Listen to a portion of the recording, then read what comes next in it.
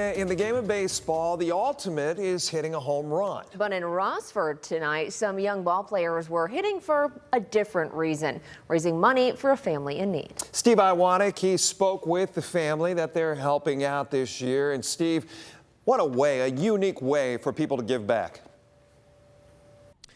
Yeah, it certainly is, Jeff. Over 100 ball players, well, they called their shot in order to help out recent Ottawa-Glandorf High School graduate Zach Bowers. He has cancer right now, and tonight he and his family received a grand slam gesture of support. Swing after swing after swing.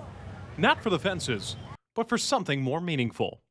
I've just been sitting at home most of the time and trying to stay away from sicknesses. For the past 9 months, 18-year-old Zach Bowers has been in the fight of his life against acute myeloid leukemia, a cancer of the bone marrow. It came out of left field. About a week before I was diagnosed, I had what I thought was cold symptoms. Then it progressively got worse, and then I started throwing up and went to the doctor. Since that September diagnosis, he's had bone marrow transplants and even died for 6 minutes before being brought back. It was one of the most empty feelings you'll ever feel. I grew up with him from day one. We're still roommates right now, and it's one of those things where it was tough. Now Zach is healing, but the bills, they're still piling up.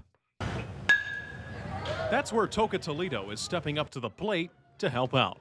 Knowing the Bowers family and how caring, kind, loving they are, it makes it extra special.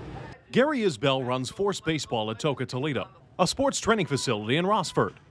On Monday night, his players each hit 8 balls. And whichever one they hit the farthest got turned into dollars.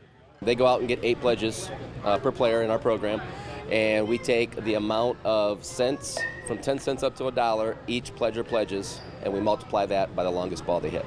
So, a 200-foot hit could mean $200. Multiply that by 110 kids. Now that's a grand slam. And for one quiet young man, it means a lot. Yeah, I wasn't really comfortable with all the attention, but it feels good to have the support.